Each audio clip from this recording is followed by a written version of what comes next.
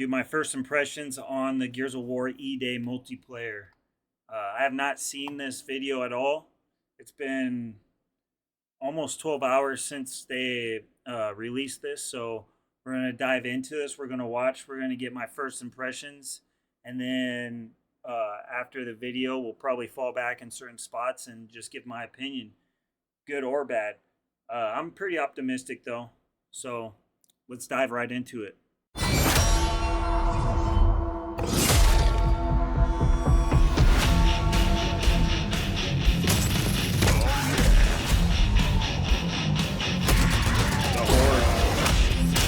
Back in your hole. Welcome to the fight, Gears. The city is overrun with locusts. Bastards are dug in deep. It's game time. Locked and loaded. Be on the lookout for these breaks in the field. This city is under locust control. Happy hunting. That's so cool. 3 squads, man. Here they come.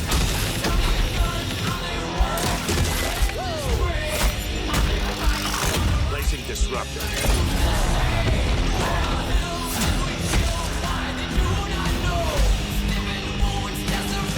Defusing the bomb. Trying to detect this. Deploying drone. Okay, that's some of the stuff they're showing is dope. Take this city back. New weapons and stuff. Tactical grenades.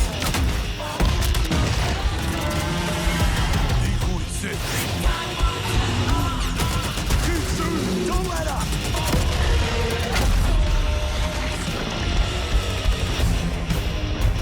Get down. That's definitely going to be fun, dude.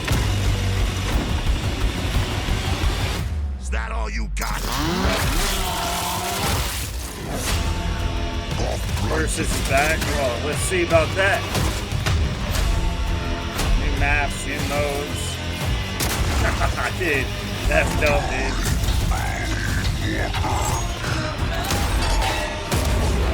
Okay.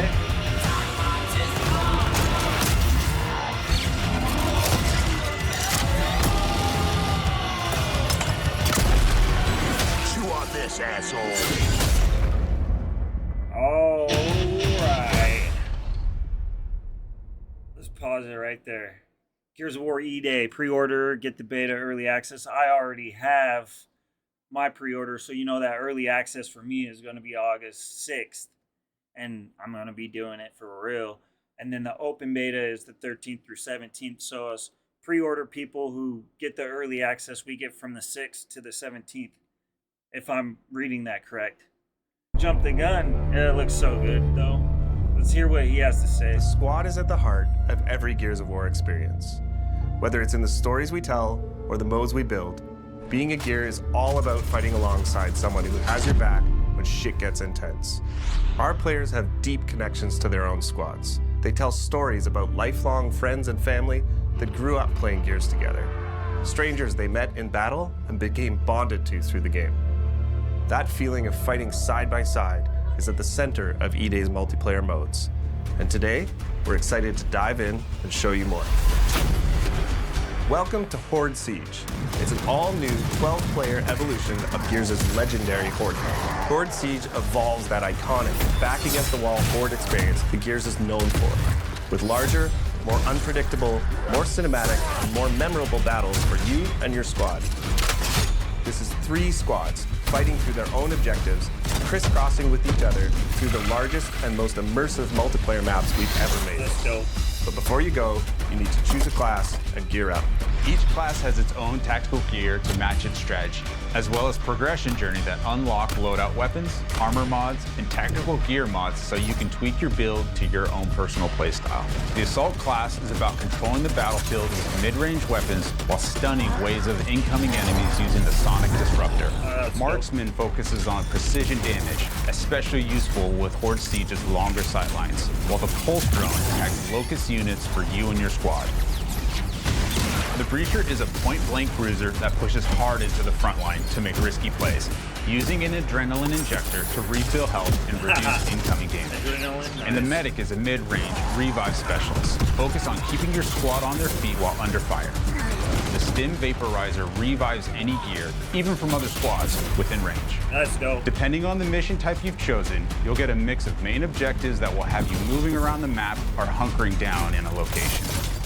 These objectives give you more variety than ever before, but they're still focused on the Horde feeling of defending and clearing waves of unique enemy combinations.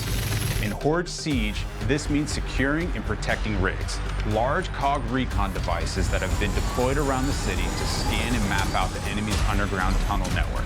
They are critical to the defense of Kelowna, but have the unfortunate, noisy side effect of attracting locusts whenever they're activated.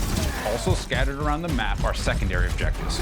Quick, timed side missions like taking out a high-value target, defusing locust explosives, or delivering a power cord to juice up an active rig. Secondary objectives are optional, but they earn in-session squad perks, boosting your squad's abilities, as well as weapon parts that can be redeemed after your session to upgrade your favorite guns. Nice. As you knock off objectives and kill locusts, your squad earns energy. This can be spent at supply caches. There, you can upgrade squad perks, grab equipment like grenades, sentry turrets, and razor mines, change your loadout on the fly if you need a different weapon.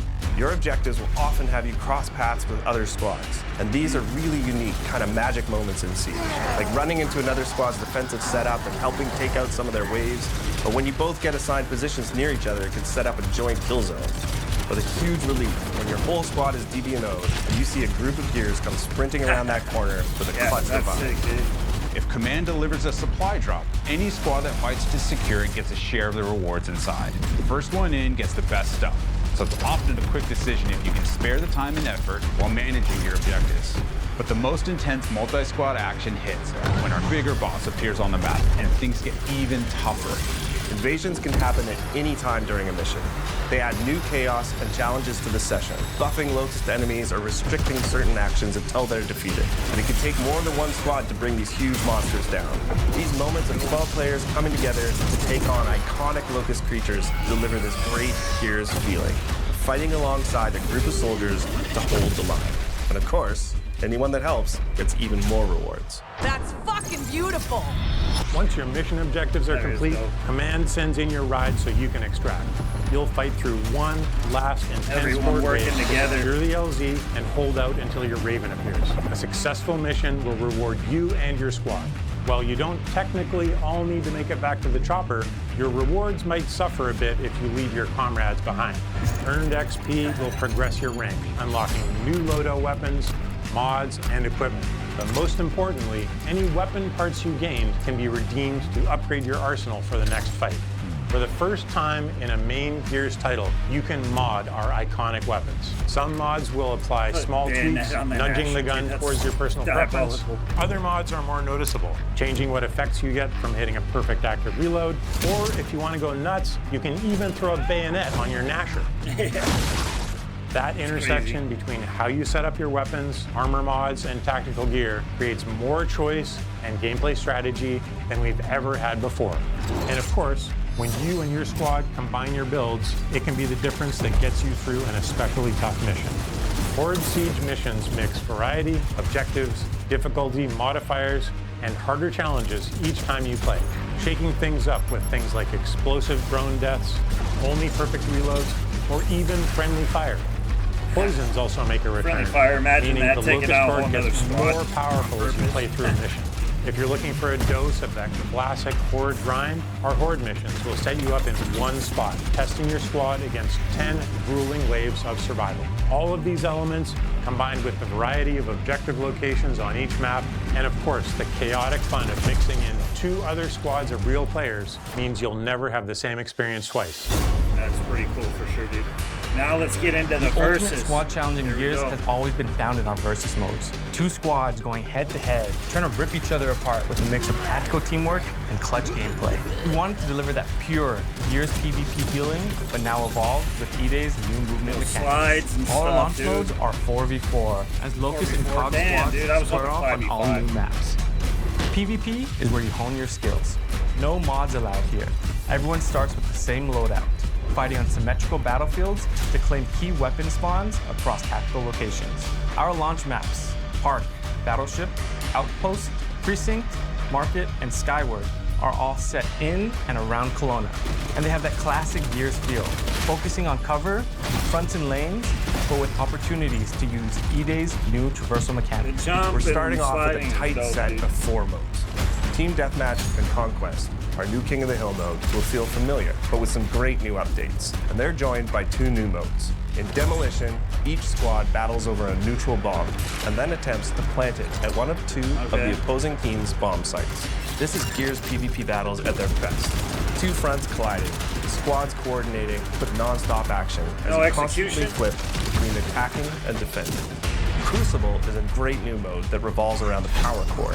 Whoever holds it gains points, but the scoring zone shrinks and it moves as the round goes on. This means the fight is always coming to you. The power core's one charged shot could strip the flesh right off an enemy, so well-timed defensive play can lock in that win.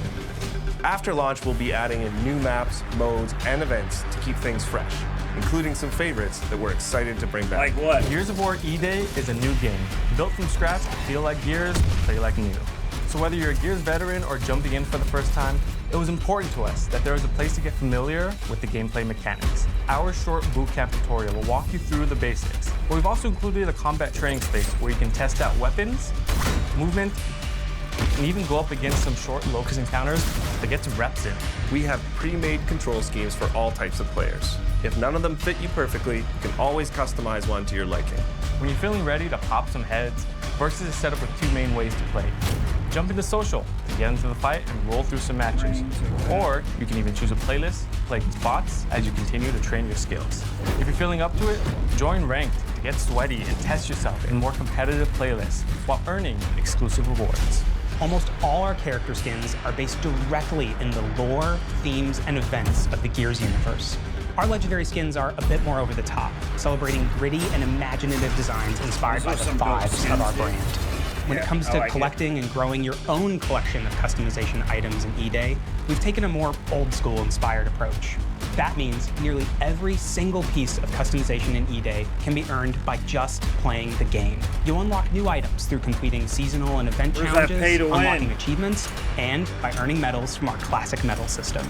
Everything else can be obtained by completing matches and earning coins, which unlock items in the barracks. We'll have a few things that are pay-only, but they're limited to our premium edition items and charity or partner content, like the Ride the Lightning weapon skin set we've created in partnership with Metallica. Every season, we'll grow our lineup of COG and Locust characters, as well as adding new weapon skins, poses, customization elements, challenges, medals, and events. All of this is to say, there's no battle pass, no pay-to-win, no bullshit. Oh man, play what you want, pay to chase the win. ones you think are the coolest, and we'll have themed seasonal updates that bring in loads of new kick-ass content. Horde Siege and Gears Versus. Epic PvE battles and tight PvP combat that deliver on that intense Gears action in a totally new game. So grab your squad and join the fight. Early access to the open beta begins August 6th on Xbox, PC, and Steam. And we can't wait for you to get your hands on Gears of War E-Day. We'll see you on the battlefield. Now we're done. Let me lower the volume and just start from the beginning. Let's talk a little bit about everything as it replays. So let's just start with the Siege. So, Horde Siege. Let's talk about that for a quick second. Hopefully it's not too loud. Let me turn it down just a little bit more. Not mute it. We'll see how good that sounds. Hopefully it doesn't fuck up my video. So Horde Siege. Coming from Gears of War 2, we would play Horde after playing all night of Versus. And when people would get tired, we'd go and play Horde. So seeing this now is exciting, honestly. You know, it's like a revamp, and I'm glad that they did that. I'm glad that they revamped everything as far as Horde goes. The 2 other squads along with your squad is just awesome, I think.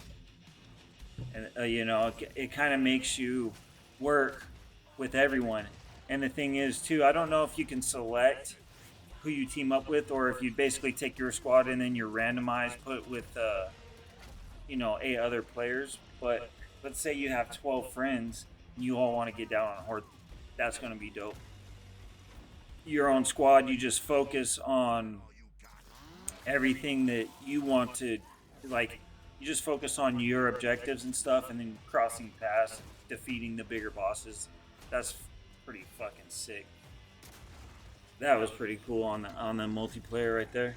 As far as multiplayer goes, I'm excited just to test out all the movement, the new weapons and stuff, the skins. It's typical Gears of War thing. There's a few things that I'm not too happy about or too impressed about, and that's them taking certain game modes, like search and destroy, basically, and putting that in Gears of War. But it will be all right. You'll grow and adapt, and either you'll grow to enjoy it or you'll just stop playing the game, right? So, with that being said, there's a few things that I'm not too happy about, but it'll be all right, and that is the 4v4 on Versus. I kind of like the 5v5, like that's my thing, and but it's all right. We'll get back used to the 4v4. Some of the game modes that I wish that were in there aren't in there, like Execution. You can't. I don't understand getting rid of Execution. I would have loved to see like Wingman be brought back, because Wingman's what I got introduced on. But I'm sure, with basically the revamped King of the Hill, and then I'm trying to think of what they used to call that game mode where you pick something up and you gain points off of it. That it's almost like what was it on Gears of War 2? You capture Franklin, and whichever team has Franklin the longest gets the points. It's at the top of my head. I can't think of it. But having those game modes, I'll probably be mainly focused on Team Deathmatch, but I'm sure I'll play a little bit of everything, especially when it first joins, when it first comes out. August 6th is the start of it, because I did pre-order. I got the collector's edition, so my pre-order, I can't wait. 1 week to go, ladies and gentlemen. If that. What is it? Yeah, we got like 1 week exactly today. The 6th, Thursday. I can't wait for it.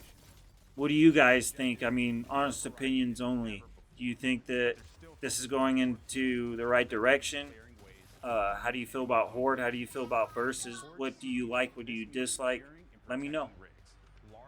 Thanks for watching.